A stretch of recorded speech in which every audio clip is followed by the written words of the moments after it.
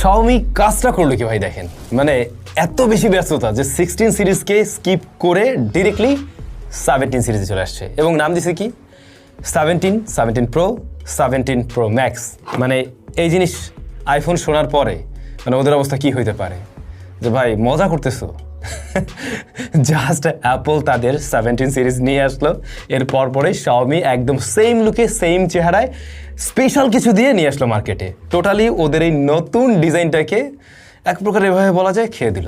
আসলে আইফোনের যে এই যে বড় জায়গাটা আমরা বলছিলাম যে এইটা আসলে কোন কাজে লাগবে আমরা নিজেরাও জানি না, খুদাই দিয়ে রাখছে, বরং এখানে দাগ টাক পড়ার পসিবিলিটি আছে অনেক বেশি। Xiaomi সেই জিনিসটাকে আরো সুন্দরভাবে প্রেজেন্ট করলো, একই ডিজাইন নিয়ে আসছে কিন্তু এখানে একটা ডিসপ্লে ধরাই দিছে।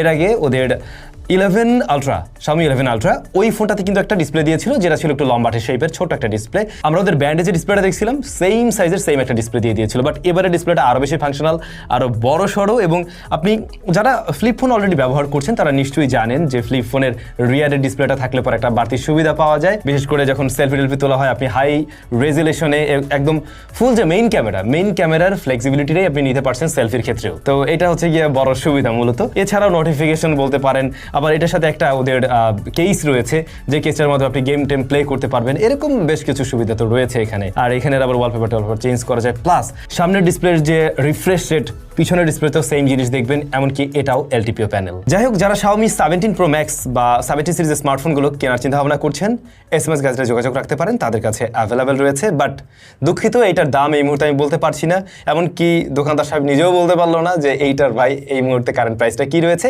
আমি ভিডিও ডেসক্রিপশনে দেওয়ার ট্রাই করছি, আপনারা ওখান থেকে একটু দেখে নেবেন আর স্পন্সরের সাথে যোগাযোগ রাখতেই পারেন।